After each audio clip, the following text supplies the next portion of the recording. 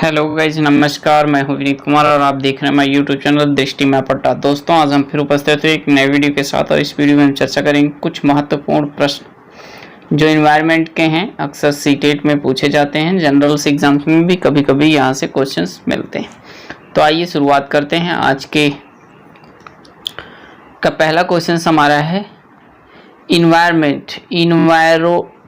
लिखा है ना, इन्वायरोनेर शब्द किस भाषा से लिया गया है? तो इन्वायरो जो शब्द लिया गया है वो फ्रेंच भाषा से लिया गया है। वीडियोस में हमने आपको बताया था।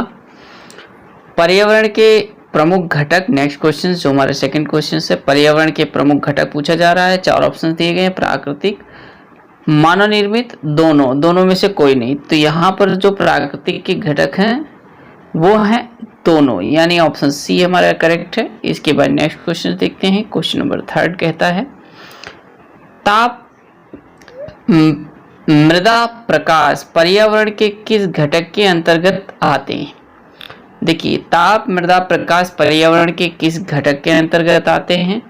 तो ये सभी जो आते हैं वो भौतिक घटक के अंतर्गत आते हैं, यानी ऑप्शन बी हमारा करेक्ट होगा। इसके बाद नेक्स्ट क्वेश्चन है पर्वत, पठार, मैदान, घाटी पर्यावरण के किस क्षेत्र में आते हैं? देखिए, पर्वत, पठार, घाटी, जैसे कि हमने बताया था कि जो हमारे अध्ययन के पर्यावरण के 4 तत्व हैं उसमें हमने चर्चा किया था कि क्या है। एक स्थल मंडल हमने बताया, वायुमंडल बताया, जलमंडल और जैवमंडल। तो वही 4 ऑप्शंस यहाँ दिए गए हैं और ये 4 ऑप्शनों में से पूछ रहा है पर्वत, पठार, मैदान, घाटी पर्यावरण के किस क्षेत्र के अंतर्गत आते हैं? तो ये आते हैं स्थल मंडल के। ठीक है, यही अगर पूछता झील, झरने, नदियां तो वो आता है जलमंडल के। समुद्र पूछता तो जलमंडल के। वायुमंडल में पूछता समताप मंडल। जैव मंडल में बात करता तो जैव विविधता में हम देख लेते। तो इस तरह से यहाँ पर पूछा है पर्वत, पठार, घाटियों के विषय में, तो यहाँ आएगा फर्स्ट ऑप्शन करेक्ट होगा, स्थल मंडल के विषय में। ठीक है, इसके बाद नेक्स्ट क्वेश्चन की बात करते हैं। क्वेश्चन नंबर 5 है पृथ्वी पर 2/3 भाग कौन सा मंडल है? 2/3 भाग पृथ्वी पर क्या पाया जाता है? तो 2/3 भाग पर पृथ्वी के क्या पाया जाता है? जल पाया जाता है, यानी 71% क्या है? पृथ्वी पर जल है और 29% क्या है? पृथ्वी पर स्थल भाग है। ठीक है, याद रखें, ये चीजें होती हैं। इसके बाद अब नेक्स्ट क्वेश्चन की बात करते हैं। क्वेश्चन नंबर 6 कहता है धूल के कण एवं जलवाष्प किस मंडल में पाए जाते हैं?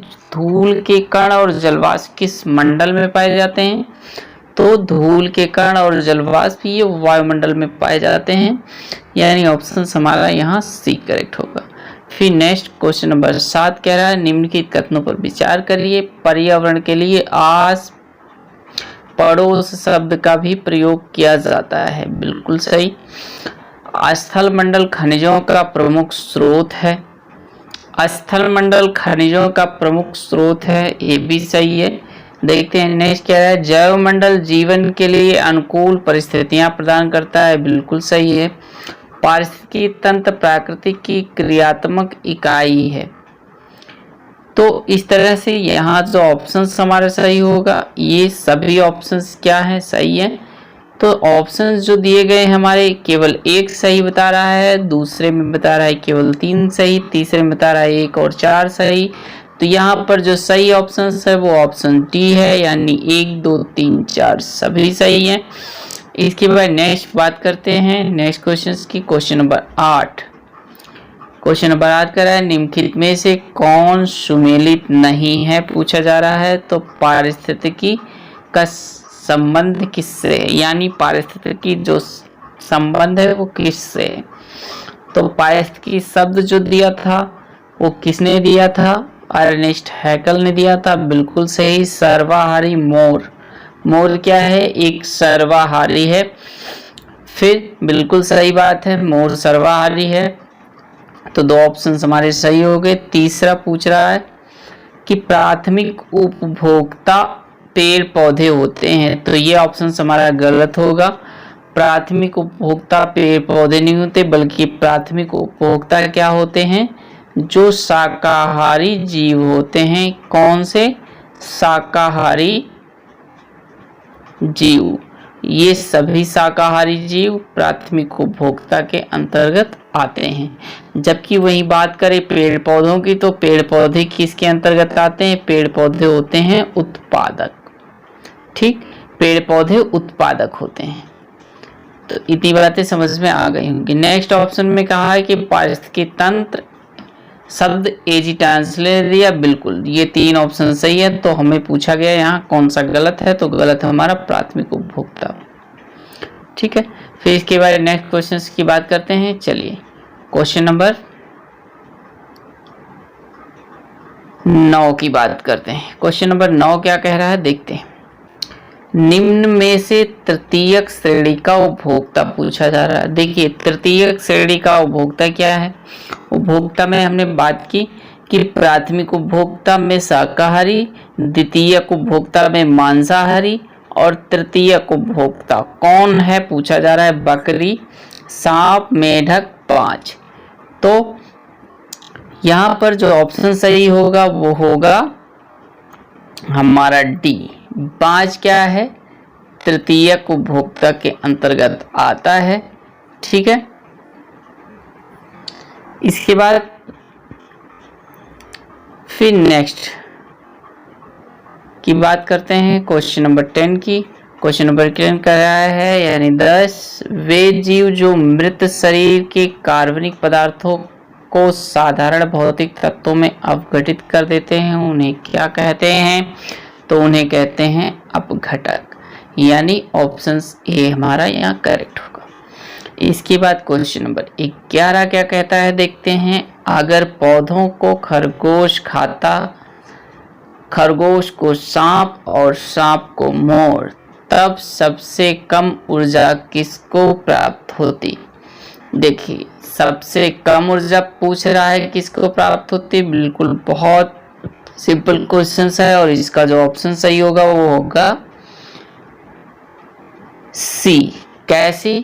क्योंकि ऊर्जा जो प्रवाह है वो 10% रेशियो में वर्क करती है, यानी 90% ऊर्जा का क्या होता है कि पहले वाले जीव से जब दूसरे जीव में ट्रांसफर होती है तो 90% ऊर्जा का क्षरण हो जाता है, यानी लॉस जिसे हम कहते हैं। ठीक है, 90% ऊर्जा की हानि हो जाती है। तो यह रूल यहाँ काम करता है।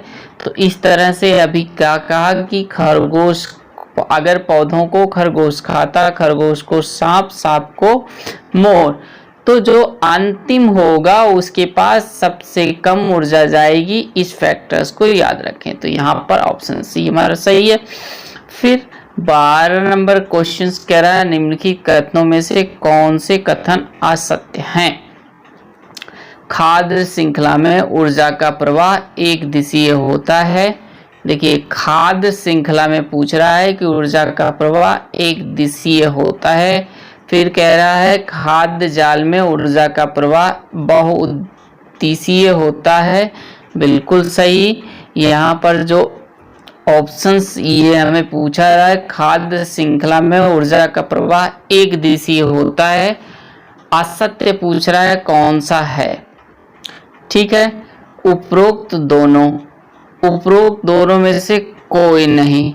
तो यहाँ पर जो खाद्य श्रृंखला है वह एक दिशीय होती है, बिल्कुल सही है। खाद्य जाल में ऊर्जा का प्रवाह बहुत दिशीय होता है।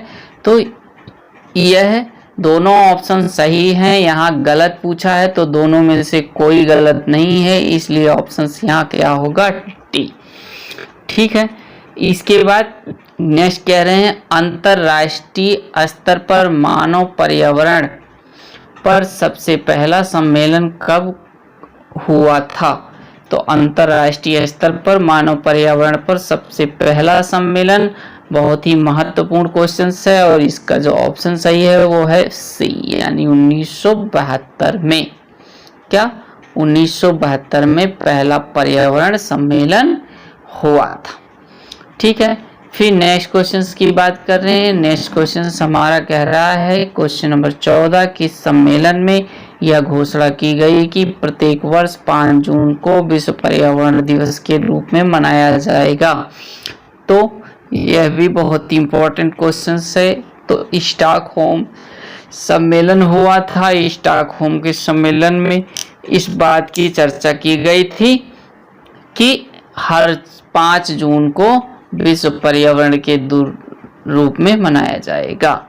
नेक्स्ट क्वेश्चन कह रहा है किस वर्ष में एजेंडा 21 जारी किया गया। तो एजेंडा जो 21 जारी किया गया था वो 1992 में जारी किया गया था। ठीक है। फिर नेक्स्ट क्वेश्चन है चिपको आंदोलन की शुरुआत किस वर्ष हुई। चिपको आंदोलन की जो शुरुआत हुई 1973 में हुई थी और कहाँ हुई थी। तो उत्तराखंड के कहाँ, उत्तराखंड के चमोली डिस्ट्रिक्ट में इसकी शुरुआत हुई थी चिपको आंदोलन की। ठीक है, इतना याद रखें आप। इसके बाद नेक्स्ट क्वेश्चन नंबर 17 कह रहा है पर्यावरण संरक्षण हेतु ऑपिको आंदोलन किस राज्य में चलाया गया। जी हाँ, तो ऑपिको आंदोलन कर्नाटक राज्य में चलाया गया था, यानी ऑप्शन डी सही होगा हमारा यहाँ। क्या ऑप्शन डी सही होगा। ठीक है, जिस तरह से चिपको आंदोलन उत्तराखंड में चलाया गया था उसी तरह से ऑपिको आंदोलन भी कर्नाटक में चलाया गया था। ठीक है, इसके बाद नेक्स्ट क्वेश्चंस की बात करते हैं। नेक्स्ट क्वेश्चन हमारा क्या कहता है देखते हैं। क्वेश्चन नंबर 18 बाबा आमटे और मेधा पाटकर क्या कह रहे हैं। बाबा आमटे और मेधा पाटकर किस आंदोलन से संबंधित हैं। तो बाबा आमटे और मेधा पाटकर जो संबंधित हैं ये दोनों नर्मदा बचाओ आंदोलन से संबंधित हैं। ठीक है। फिर नेक्स्ट क्वेश्चन हमारा है राजीव गांधी पर्यावरण पुरस्कार दिया जाता है, कब दिया जाता है ये पूछा गया। ऑप्शन 4 दिए गए हैं, पढ़कर देखते हैं एक बार। पर्यावरण के क्षेत्र में अतुलनीय योगदान के लिए व्यक्ति विशेष को, या पर्यावरण के क्षेत्र में अतुलनीय योगदान के लिए किसी संगठन को, या पर्यावरण के क्षेत्र में अतुलनीय योगदान के लिए किसी औद्योगिक संस्था को, या उपरोक्त में से कोई नहीं। तो तीनों ऑप्शंस में से जो बताना है, इनमें से जो सही ऑप्शन है वो हमारा सी है कि पर्यावरण के क्षेत्र में अतुलनीय योगदान जो औद्योगिक संस्थाओं का होता है उन्हें राजीव गांधी पुरस्कार से सम्मानित किया जाता है। क्वेश्चन नंबर 20 है, देखते हैं क्वेश्चन नंबर 20 क्या कह रहा है। तो